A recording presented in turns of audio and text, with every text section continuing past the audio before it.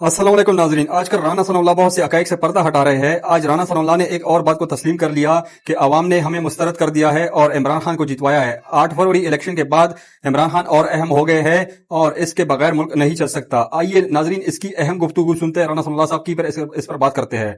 राना साहब, एक तो ये कि आप खुद कानूनदान भी हैं, सियासतदान भी हैं, आजकल खबरों में भी हैं। ये जो सिलसिला है और आज की जो कार्रवाई थी, इस पे आपके कमेंट्स क्या हैं, आपका तबसरा क्या है? पहले तबसरे पे आते हैं, फिर बाकी खबरों पे आएंगे। ये बिल्कुल फजूल कार्रवाई थी, इसका कोई सर पैर नहीं है, इससे कोई नतीजा बरामद नहीं होगा मासवाए इसके कि ये चीज़ें जो हैं वो को अपनी सफाई पेश करने का, सबको अपना मौका पेश करने का जो है मौका मिल जाएगा, लेकिन इससे हासिल वसूल जो है वो कुछ नहीं होगा। यानी इसको एक सियासी रंग मिलेगा, अदलिया ज्यादा कंट्रोवर्शियल होगी, लेकिन जेन्युइन मसला है। और उस वक्त आप वजीर दाखिला थे जब ये कैमरों वाली बात आ रही है। सर, ये जो एक प्रोजेक्ट कंसीव हुआ 2010-11 में, उसके बाद 14 में जो है उसकी लॉन्चिंग हुई, वो प्रोजेक्ट जो था वो मतलूबा नताइज नहीं दे सका, बल्कि वो लाने वालों के गले पड़ गया। अब उसके बाद फिर उसको गिराने का जो है वो प्रोजेक्ट जो है वो शुरू हुआ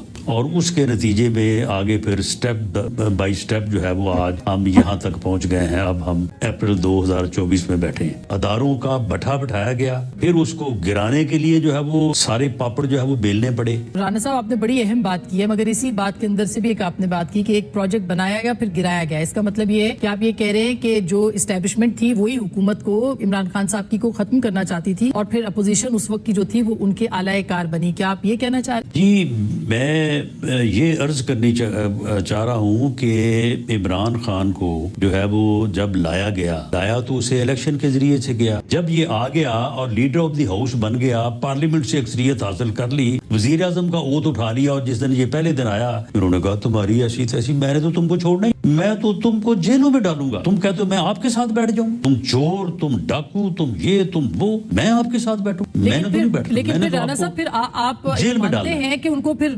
निकाला भी गया, इस्टेब्लिशमेंट ने ही निकाला और आपकी जमात नहीं, मैं उस लड़ाई के नतीजे में इसने हमें खत्म करने की कोशिश की और वो लड़ाई जो है वो फिर चल पड़ी। वो 3.5-4 साल चली। जब ये चीन का दौरा करके आया तो उसने कहा नहीं था कि जी वहाँ का कानून बहुत अच्छा है, अगर मेरे पास भी इख्तियार हो तो मैं भी 500 आदमी जो है ना उसको फांसी चढ़ाना चाहता हूँ। सऊदी अरब क्या कहता है, ये वहाँ का बड़ा अच्छा कानून है, वो तो 1 मिनट में आदमी जो है ना उसको फारग कर देते हैं। फिर इस्टेब्लिशमेंट मुखालिफ हो गई और अब फिर आप ही कहते हैं कि इस इलेक्शन में ऐसे फैसले उससे पहले किए गए कि जिसका फायदा इनको पहुंचाया गया इंटेंशनली का लफ्ज जो है ना, ये तो बड़ा फिर अदरवाइज और हार्ड हो जाता है। मैं ये कहता हूँ कि जब इसकी इस्टेब्लिशमेंट से लड़ाई शुरू हो गई, आप उस वक्त 9 मई को वजीर दाखिला भी थे और भी बहुत सारे अहम मौजूआत पे मैंने बात करनी है, मगर 9 मई पे अगर हम पहले आ जाए, जिसपे आप कहते हैं कि अब बहुत सारे लोग छूट भी रहे हैं, दूसरी तरफ से लोग कह रहे हैं रिलीफ मिल रहे हैं। अब बानी जो इमरान खान साहब हैं उनके बारे में भी कहा जा रहा है उनको भी अब रिलीफ मिलना शुरू हो गया है। आप कहते हैं मुकदमा ठीक नहीं है। मुकदमा तो आपने बनाए थे सर, उस वक्त आपकी हुकूमत थी।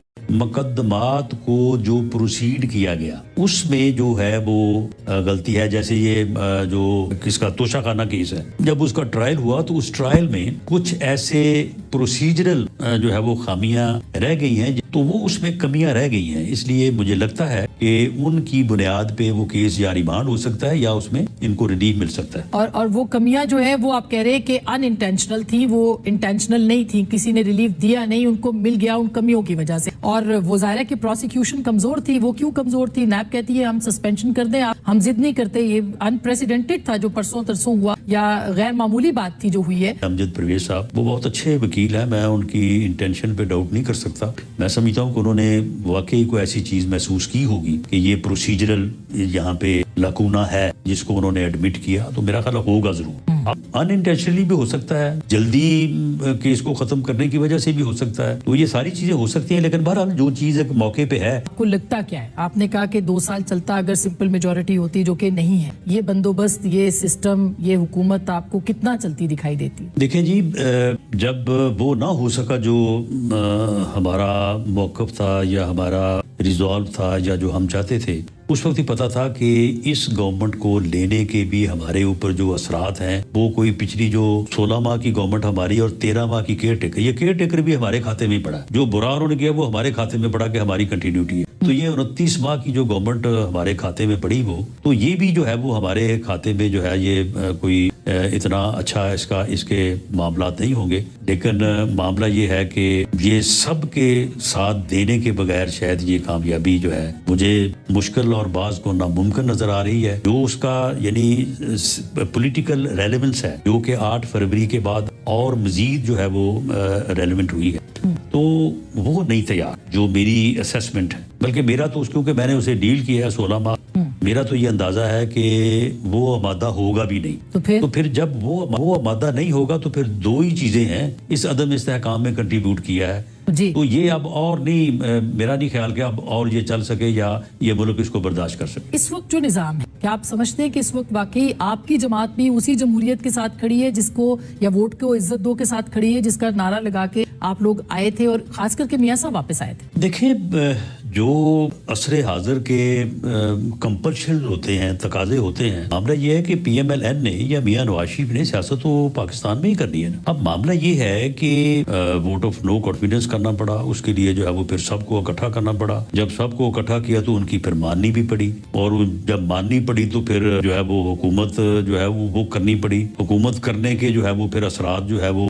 مہنگائی کی صورت میں بھی برداشت کرنے پڑے، لوگوں میں جو رد عمل ہوا اس کو بھی جو ہے وہ برداشت کرنا پڑا۔ جو سیاست دان ہیں، جو سیاسی جماعتیں ہیں جن کے پیچھے لوگوں کی فالوئنگ ہے، چلیں کسی کے پاس زیادہ ہوگی کسی کے پاس کم ہوگی، وہ جب تک سر نہ جوڑیں اس کرائسس سے جو ہے وہ نہیں نکل سکتا۔ اور سر جوڑنے ایک بندہ، سن لیں، ایک بندہ حائل ہے، نہیں سارے اس پوزیشن میں ہیں، سب اس پوزیشن میں ہے، ایک بندہ ہے جو پچھلے 10 سال 14 سے لے کے آج 24 آگے، ایک بندہ ہے جو اس کی راہ میں حائل ہے۔ عوامی طاقت تو ان کے ابھی اگر 2-4 نہیں ہوئے تو نظر آ رہا ہے سامنے۔ وہ کون سا ظاہر ہے کہ وہ تو معاشی بحران تو آلریڈی ہے، سیاسی بحران بھی ہے اس وقت، تو سسٹم بھی جو ہے وہ کھڑا آپ کو نظر آتا ہوگا، میں خیال آپ کو تو نہیں نظر آتا ہوگا، عوام کو تھوڑا بہت نظر آ رہا ہے نہیں، سسٹم کے اندر سسٹم جو ہے وہ کام کر رہے ہیں، وہ زیادہ طاقتور ہیں۔ آپ لوگ کیا اس پوزیشن میں ہیں کہ آئیڈینٹیفائی کر سکیں اس سسٹم کو جو اصل میں کام کر رہا ہے؟ رانا صاحب، اب میری جو سمجھ ہے اس کے مطابق تو یہ فیصلہ عوامی فیصلہ ہے، میں اسے غلط